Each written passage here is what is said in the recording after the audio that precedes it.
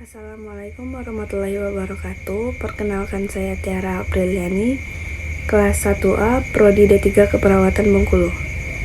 Di sini saya akan menjelaskan tentang sistem reproduksi pada wanita. Struktur organ reproduksi wanita dibagi menjadi dua, yaitu organ eksternal dan organ internal. Untuk yang pertama, kita akan membahas tentang organ reproduksi eksternal. Bagian-bagian yang akan kita bahas di sini yaitu mons pubis, labia mayor, labia minor, klitoris, vestibulum, himen, dan perineum. Yang pertama, mons pubis atau mons venalis, yaitu jaringan lemak subkutan berbentuk bulat yang lunak dan padat serta merupakan jaringan ikat di atas simfisif pubis. Mons pubis banyak mengandung kelenjar minyak dan ditumbuhi rambut berwarna hitam, kasar dan ikal pada masa pubertas. Mons berperan dalam sensualitas dan melindungi simfisis pubis selama koitus atau hubungan seksual. Semakin bertambahnya usia, jumlah jaringan lemak di tubuh wanita berkurang dan rambut pubis menipis. 2. Labia mayor adalah dua lipatan kulit panjang melengkung yang menutupi lemak dan jaringan ikat yang menyatu dengan mons pubis. Memanjang dari mons pubis ke arah bawah mengelilingi labia minor, berakhir di perineum pada garis tengah. Panjangnya 7-8 cm, lebar 2-3 cm, dan tebal 1-1,5 cm, dan agak meruncing pada ujung bawah. Labia mayor melindungi labia minor, meatus urinarius, dan introitus vagina atau lubang vagina. Memiliki pigmen lebih gelap daripada jaringan sekitarnya, dan ditutupi rambut yang kasar atau sama dengan rambut di mons pubis, dan semakin menipis ke arah luar perineum. Bagian ini mengandung suplai kelenjar sebasea dan banyak kelenjar keringat serta banyak mengandung pembuluh darah. 3. Labia minor terletak di antara dua labia mayor dan merupakan lipatan kulit yang panjang, sempit dan tidak berambut yang memanjang ke arah bawah dari bawah klitoris. Pembuluh darah yang banyak membuat labia berwarna merah kemerahan dan memungkinkan labia minor membengkak bila ada stimulus emosional dan stimulus fisik. Ruangan antara kedua labia minor disebut vestibulum. 4. Klitoris adalah organ pendek berbentuk silinder dengan ukuran kurang lebih 6x6 mm dan erektil yang terletak di bawah arkus pubis. Ujung badan klitoris dinamakan glans dan lebih sensitif daripada badannya. Saat wanita secara seksual terangsang, gland dan badan klitoris membesar. Klitoris ditutupi oleh lapisan kulit atau epidermis tipis yang kaya dengan sifat dengan saraf sensorik. Menurut seksolog Jess O'Reilly, yang juga pembaca Sex with Dr. Jess podcast, klitoris lebih dari sekedar sebuah titik yang berada di dalam vulva. Klitoris sesungguhnya memiliki dua kaki, dua pentol, kulum, kelenjar, saraf, pembuluh darah, dan poros. 5. Vestibulum berbentuk lonjong terletak antara labia minora, klitoris, dan forehead. Vestibulum terdiri dari dua muara uretra, kelenjar parauretra atau vestibulum minus atau scan vagina, dan kelenjar paravagina. Vestibulum maius, vulvovagina atau Bartholin. Permukaan vestibulum yang tipis dan agak berlendir mudah teriritasi oleh bahan kimia, panas, dan friksi atau celana jeans yang ketat. 6. Hymen merupakan lipatan yang tertutup mukosa sebagian, bersifat elastis tetapi kuat dan terletak di sekitar introitus vagina. Pada wanita yang perawan, hymen dapat menjadi penghalang pada pemeriksaan dalam, pada insersi tampon, menstruasi, atau koitus. Hymen bersifat elastis sehingga dapat mudah robek. Terkadang hymen menutupi seluruh orifium yang menyebabkan hymen tertutup secara abnormal. Setelah pemasangan alat, pemakaian tampon, atau melahirkan, per vaginam dapat terlihat sisa robekan hymen atau carunculae hymen atau caruncula myrtiformis. 7. Perineum. Terdiri dari otot dan fascia urogenitalis serta diafragma pelvis.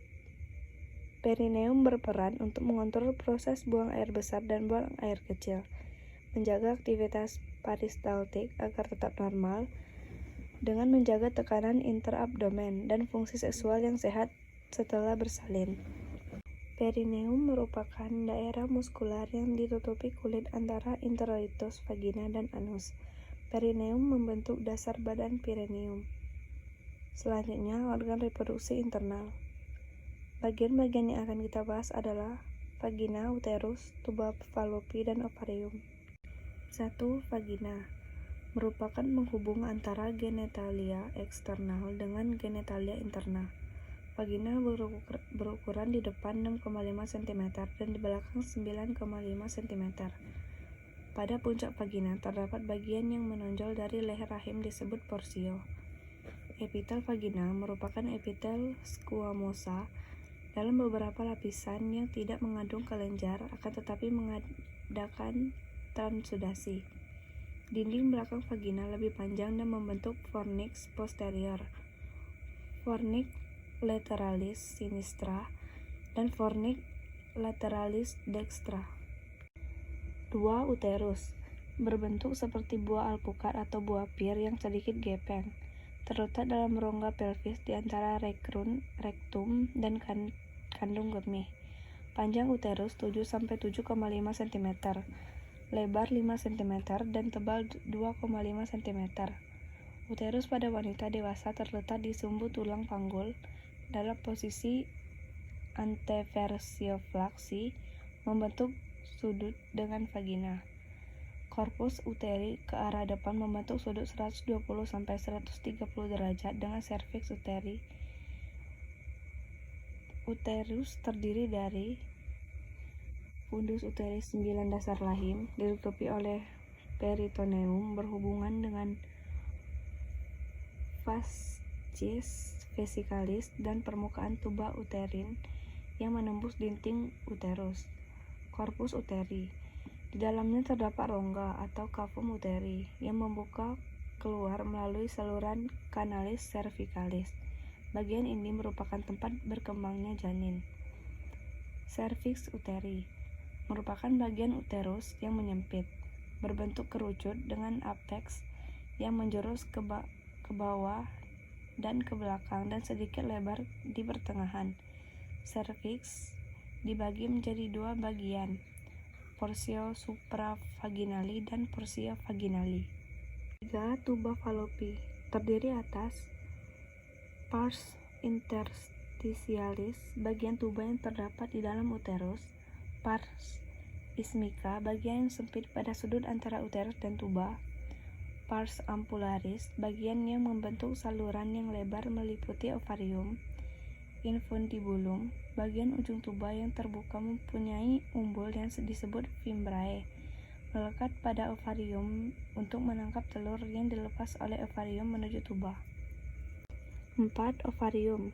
Kelenjar yang terletak di kanan dan kiri uterus terikat oleh ligamentum uterus. Ovarium berhubungan dengan uterus melalui ligamentum ovari proprium, terletak pada lapisan belakang ligamentum latum. Bagian ovarium yang berada di dalam cavum peritoni dilapisi oleh epitelium kubuk silindrik, disebut epitelium germinativum. Selanjutnya, kita akan membahas tentang hormon pada wanita.